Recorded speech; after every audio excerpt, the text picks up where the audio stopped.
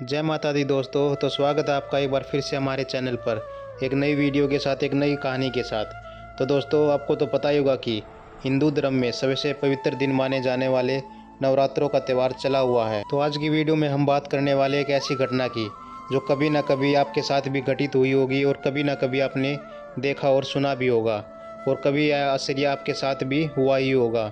और दिल से पूजा करते करते कभी कभी आपकी आंखों में आंसू आ जाते हैं, आपकी आंख नम हो जाती है। तो आज की वीडियो में हम यही बताने वाले हैं कि आखिर ऐसा क्यों होता है। लेकिन उससे पहले दोस्तों, अगर आपने अभी तक हमारे चैनल को सब्सक्राइब नहीं किया तो प्लीज़ चैनल को सब्सक्राइब कर ले, ताकि और भी ऐसी बेहतरीन वीडियो हम आपके सामने ला सकें। तो आप नवरात्रों के दिनों में या कभी भी जब आप पूजा कर रहे हो, जब आप भगवान की पूजा कर रहे हो, तब पूजा में बैठे हो तो अचानक आपका मन भारी हो जाता है और आंखों में आंसू आ जाते हैं, तो यह भगवान का संकेत होता है कि भगवान ने आपकी पूजा स्वीकार कर ली है और साथ ही आपकी आत्मा का ईश्वर से मिलन भी हो रहा है। साथ ही यह उच्च समय होता है भगवान को अपनी मनोकामना बताने का।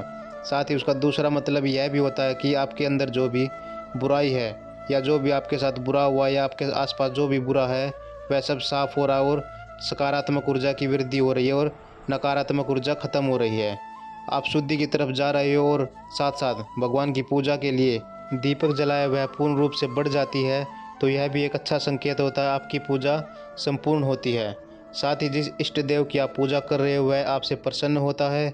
तो दोस्तों, ये रही ज्योति की बात। अगर साथ ही अगर आपकी धूप या अगरबत्ती का धुआं भी भगवान की मूर्ति या प्रतिमा की तरफ जा रहा है, तो यह भी एक शुभ संकेत होता है, भगवान ने आपकी पूजा स्वीकार कर ली है। और साथ ही अब आप अपने इष्ट देव, अपने भगवान को अपनी मनोकामना बता सकते हो। और साथ ही अगर इस समय आप अपनी मनोकामना बताते हैं तो आपकी हर इच्छा मनोकामना पूर्ण हो जाती है और आपके घर में धन धान्य व कर्ज मुक्ति से भी आपको मुक्ति मिलती है। वैसे तो दोस्तों, बहुत सारे संकेत होते हैं कि भगवान ने आपकी पूजा स्वीकार कर ली है। तो चलिए बात करते हैं और भी सारे संकेतों के बारे में। वैसे तो दोस्तों, बहुत से लोग समझते हैं कि ये साइंस की देन है, लेकिन अगर आपको चमत्कार दिखे तो आप नमस्कार करोगे ही करोगे, क्योंकि माता रानी हमेशा हमारे साथ रहती है, हमारे घर परिवार में रहती है। अगर हम उनकी पूजा पाठ करते हैं तो वो हमें वर भी देती है और हमारे ऊपर अपनी कृपा भी करती है। साथ ही बहुत से नास्तिक लोग ये भी बोलते हैं कि जैसे कि दीपक में लो बनना आदि भी ये कोई माता की कृपा या भगवान की चमत्कार नहीं होती है।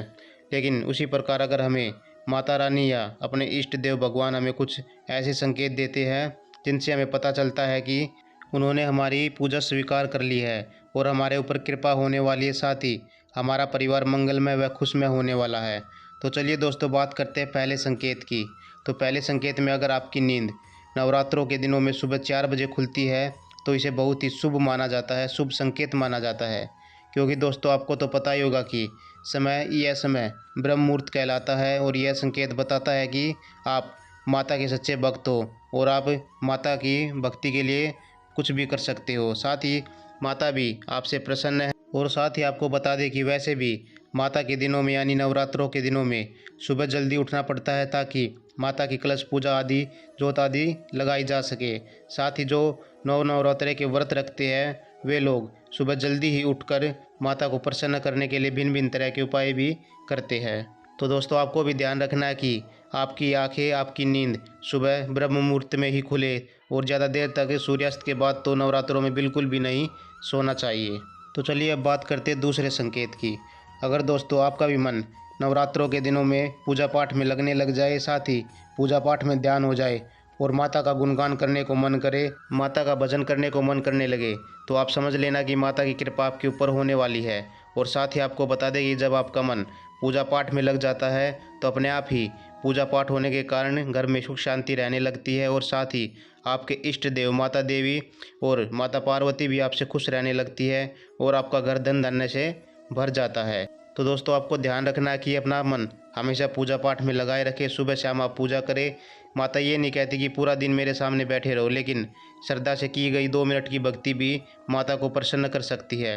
तो दोस्तों, आपको ध्यान रखना है कि पूजा पाठ में अपना मन लगाए। अगर माता की कृपा पाना चाहते हो, घर में सुख शांति और धन धान्य से परिपूर्ण होना चाहते हैं, तो माता की भक्ति करना बहुत ही ज़रूरी है। तो चलिए दोस्तों, अब बात करते तीसरे संकेत की। माता के दिनों में यानी नवरात्रों के दिनों में अगर आपको ये तीसरा संकेत दिखे तो समझ जाना कि माता की कृपा आपके ऊपर है और माता आपसे प्रसन्न है। आपका घर अब धन धान्य और सुख शांति से भरने वाला है। तो आपको बता दें कि अगर माता की माला में से कोई फूल निकलकर नीचे गिर जाए या आपके पास आ जाए तो समझ लेना कि माता ने आपका व्रत स्वीकार कर लिया है। साथ ही माता आपकी पूजा पाठ और अखंड ज्योति से बहुत ही प्रसन्न है। और वैसे भी आपको पता ही होगा कि माता रानी हमेशा या आपके इष्ट देव हमेशा आपको समय समय पर कुछ ऐसे लक्षण देते रहते हैं, कुछ ऐसे संकेत देते रहते हैं जिनसे आपको समझना होगा कि उन्हें आपकी ज़रूरत है और आपको उनकी ज़रूरत है। और साथ ही पूजा पाठ में तो ध्यान हमेशा लगा ही रहना चाहिए। तो चलिए दोस्तों, अब बात करते हैं चौथे संकेत की। तो चौथे संकेत में माता रानी आपको कैसे बताती है कि आपके ऊपर उनकी कृपा होने वाली है, वह माता ने आपकी पूजा स्वीकार कर ली है।